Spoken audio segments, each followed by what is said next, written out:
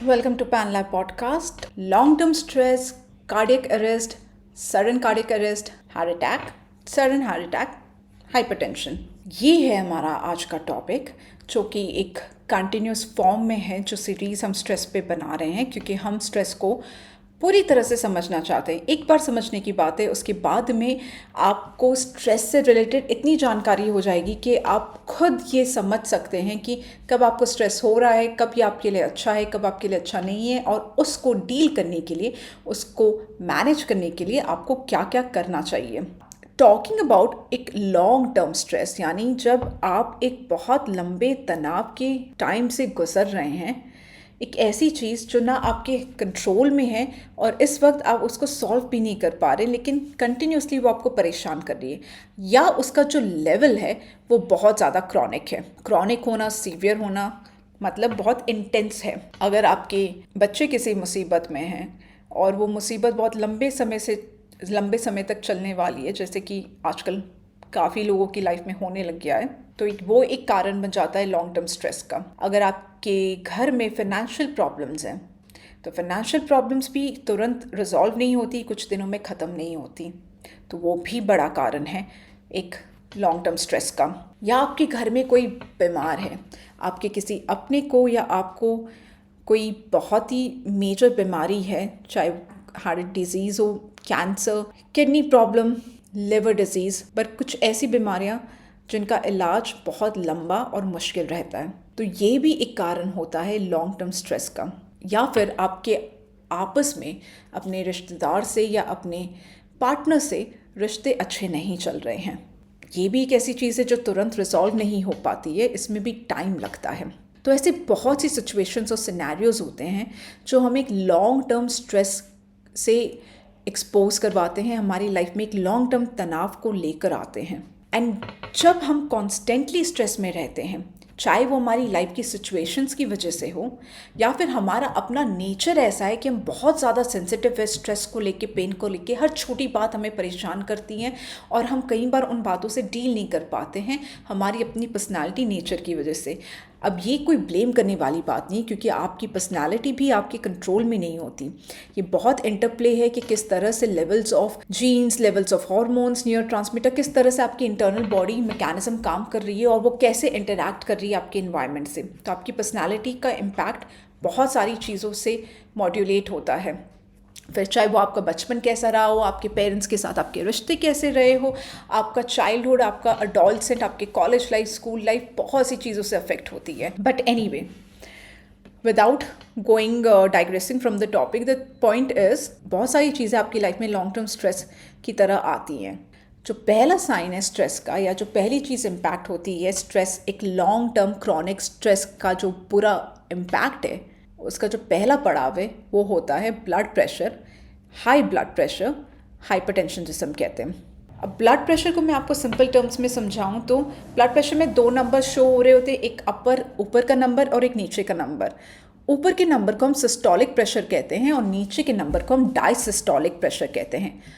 इस प्रेशर का मतलब क्या, ये क्या मेजर कर रहे हैं?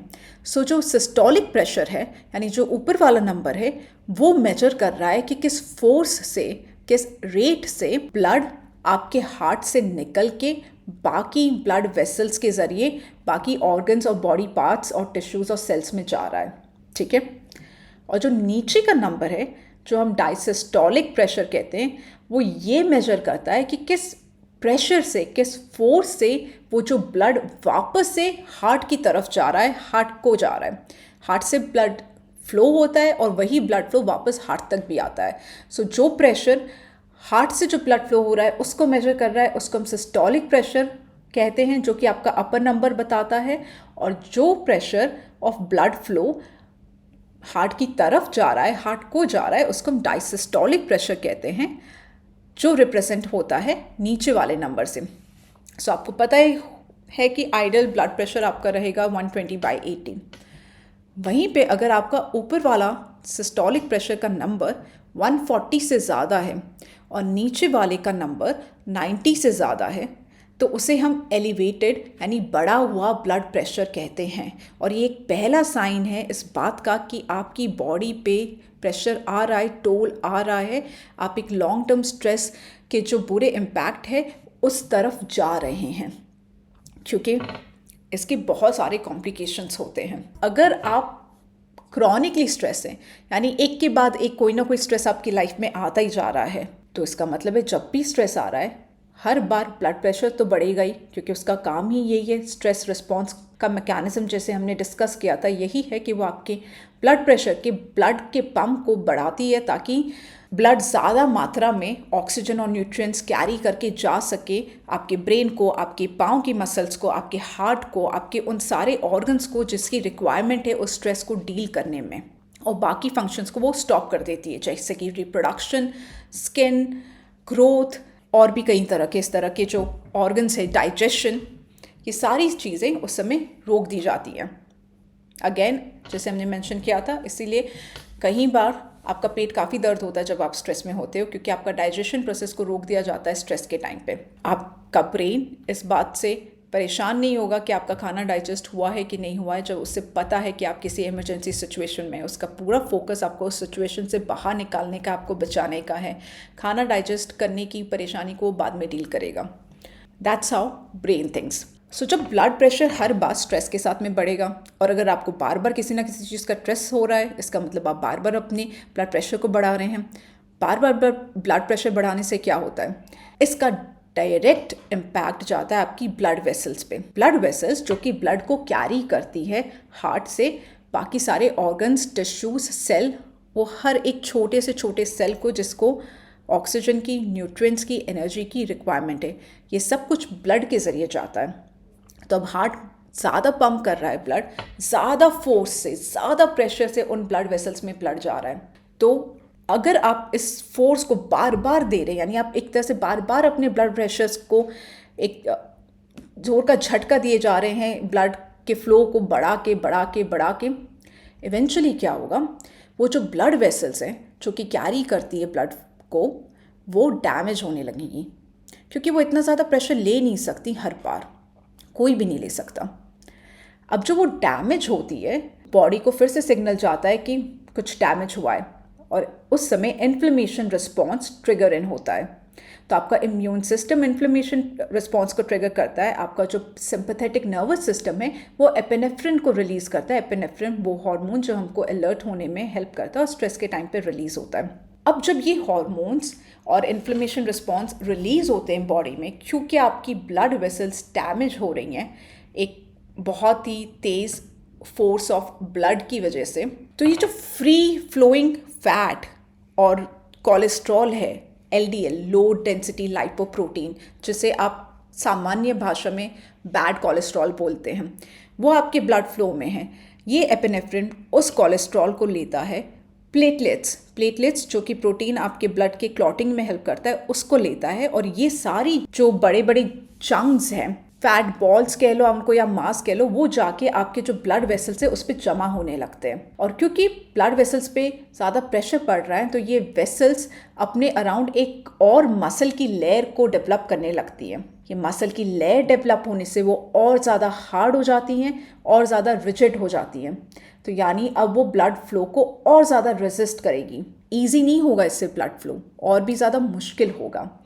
और एपिनेफ्रिन के रिलीज़ होने से, एक स्ट्रेस हार्मोन के रिलीज़ होने से, जो कि आपके ब्लड में फैट, कोलेस्ट्रॉल और प्लेटलेट्स और ये सारे फ्री फ्लोटिंग चीज़ें थीं, ये जाके उस डैमेज वाले ब्लड वेसल पे इकट्ठा होना शुरू हो जाती हैं और ज़्यादा एग्रीगेट होना शुरू हो जाती है।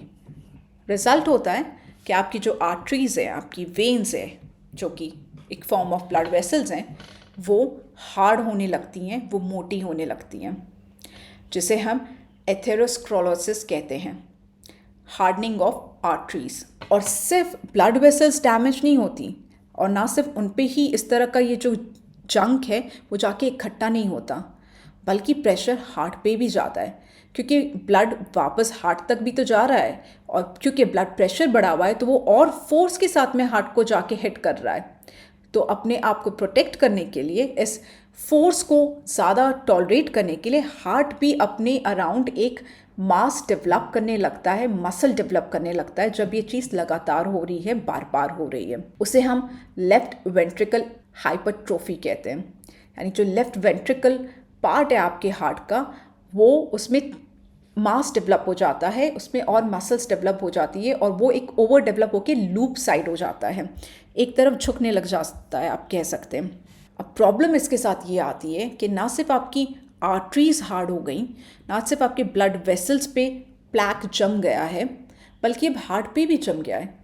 और ये जो चेंज्ड हार्ट है, ये जो सॉलिड मास हार्ट पे है, ये हार्ट के ब्लड की रिक्वायरमेंट को और बढ़ा देता है। इतना डिमांड करता है जितना आपकी आर्टरी सप्लाई नहीं कर सकती। तो यहाँ से शुरू होती हैं और भी हार्ट रिलेटेड प्रॉब्लम्स, जैसे कि मायोकार्डियल इस्केमिया, जहाँ पे एक रिक्वायर्ड मात्रा में ऑक्सीजन और ब्लड सप्लाई नहीं हो पा रहा है हार्ट को। तो हार्ट को भी अब कम ब्लड मिलता है जितना उसको चाहिए, क्योंकि आर्टरीज उतना नहीं सप्लाई कर पाती। तो आप समझ सकते हैं कि कितना कॉम्प्लेक्स स्ट्रक्चर हो जाता है सिर्फ और सिर्फ ब्लड प्रेशर के बढ़ने से, और उसका इम्पैक्ट डायरेक्टली जा रहा है आपके हार्ट पे, आपकी ब्लड वेसल्स पे। दोनों हार्ड हो रहे हैं, दोनों में क्लॉग होने वाले आइटम्स आ रहे हैं। और अगर आप अपने आप को और स्ट्रेस से एक्सपोज करते रहेंगे, जिससे आपका ब्लड प्रेशर बढ़ता रहेगा, तो यानी जो क्लॉग हो रही हैं वो आर्टरीज, उनका मास भी बढ़ता रहेगा और इवेंचुअली वो आपकी आर्टरीज को क्लॉग करके हार्ट अटैक में रिजल्ट करेगी। सो अब आप समझ रहे हैं कि किस तरह से प्रेशर बढ़ता है स्ट्रेस की वजह से, कंटिन्यूस लॉन्ग टर्म स्ट्रेस की वजह से हार्ट पे, ब्लड वेसल्स पे, जो कि ब्लड कैरी करती हैं हार्ट से और वापस हार्ट तक लेके आती हैं फोर्स से, और किस तरह से कोलेस्ट्रॉल एक मेजर कल्प्रिट नहीं होता। कोलेस्ट्रॉल डेफिनेटली आपकी बॉडी में एक नॉर्मल रिक्वायरमेंट पे होना चाहिए। कोलेस्ट्रॉल इंडिकेटर ज़रूर हो सकता है कि रिस्क है हार्ट डिजीज़ का, लेकिन वो इतनी बड़ी बात नहीं है।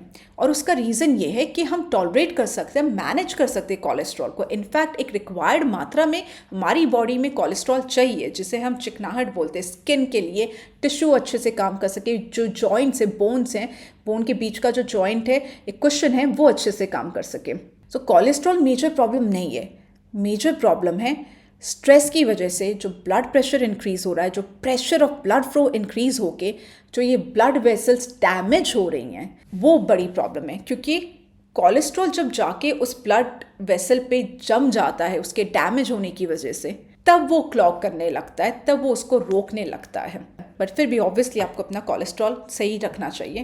मेरे कहने का मतलब ये है कि आप एक बहुत ही लो फैट डाइट पे हो सकते हैं, आपके कोलेस्ट्रॉल लेवल बहुत हेल्दी हो सकते हैं, लेकिन फिर भी अगर आप बहुत ज़्यादा स्ट्रेस में हैं, लॉन्ग टर्म स्ट्रेस से सफ़र कर रहे हैं, तो बहुत हाई चांसेस है कि आपकी जो ब्लड वेसल्स हैं वो डैमेज हो रही हैं। और जितना वो ज़्यादा डैमेज होती रहेंगी एक एलिवेटेड ब्लड प्रेशर की वजह से, उतने chances of clogging of arteries, उतने chances of clogging of blood बढ़ जाएंगे, जो कि रिजल्ट करेगा इवेंचुअली हार्ट अटैक्स में।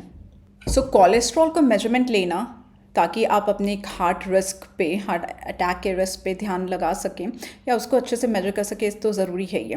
पर उससे भी ज़्यादा इंपॉर्टेंट है measurement of C reactive protein. And आपने सुना होगा, क्योंकि आजकल ब्लड वर्क में ये बहुत ज़्यादा कॉमन हो गया है कि आप सी रिएक्टिव प्रोटीन को मेजर करें, ये जानने के लिए कि आपका रिस्क हार्ट डिजीज़ेस को लेके कितना ज़्यादा है, कितना नहीं। तो सी रिएक्टिव प्रोटीन करता क्या है? सी रिएक्टिव प्रोटीन वो प्रोटीन है जो लिवर बनाता है और उसे सिक्रीट करता है आपके ब्लड स्ट्रीम में, जब उसे ये सिग्नल मिलता है कि कहीं पे इन्फ्लेमेशन या इंजरी हुई है। सो यानी आपकी बॉडी पे कहीं भी इंजरी है, कोई डैमेज हुआ है, चाहे जैसे कि ब्लड वेसल्स पे, इन्फ्लेमेशन जिसे हम कहते हैं, इन्फ्लेमेशन एक आपकी बॉडी का रिस्पॉन्स है to repair this damage and injury. तो जहाँ जहाँ पे दिक्कत है वहाँ पे इन्फ्लेमेशन होगा। इन्फ्लेमेशन एक प्रोसेस है जिससे आपकी बॉडी रिपेयर करती है, डैमेजेस को रिकवर करने में हेल्प करती है उन चीज़ों को। तो जब ब्रेन ये सिग्नल देता है कि इन्फ्लेमेशन है, डैमेज हुआ है, कुछ इंजरी हुई है ब्लड वेसल्स को, तब आपकी बॉडी में सी रिएक्टिव प्रोटीन को सीक्रीट किया जाता है बाय लिवर। सो ये एक बेटर प्रेडिक्टर है, एक बेटर मार्कर है ये जानने के लिए कि आपकी वैस्कुलर हेल्थ, आपके ब्लड वेसल्स के डैमेजेस कितने ज़्यादा हैं, कितने नहीं हैं, ताकि आप प्रिडिक्ट कर सकें कि आपके हार्ट डिसीज़ेस के चांसेस कितने हैं या आप रिस्क जोन में आ रहे हैं कि नहीं। जितना ज़्यादा सी रिएक्टिव प्रोटीन पाया जाएगा आपके ब्लड में, वो ये इंडिकेट करेगा कि उतना ज़्यादा इन्फ्लेमेशन है, उतना ज़्यादा डैमेज हुआ है बॉडी के ब्लड वेसल्स को। So that's a better predictor than cholesterol. Thank you so much कि आपने पैन लैब पॉडकास्ट को सुना। अगर ये जानकारी आपको यूज़फुल लगी है तो प्लीज़ इसे सब्सक्राइब कीजिए और उन लोगों के साथ शेयर ज़रूर कीजिए जिससे इनको फ़ायदा होगा। हम आगे भी ऐसा यूज़फुल कंटेंट बनाते रहेंगे या ये जो भी साइंस और साइकोलॉजी की एक्चुअल जानकारियाँ हैं, रिसर्च वाली सही मायने में, उसे आप तक लाते रहेंगे। मेरा नाम आकांक्षा है और मैं एक साइकोलॉजिस्ट और एक रिसर्चर हूँ फील्ड ऑफ अफेक्टिव न्यूरोसाइंस में।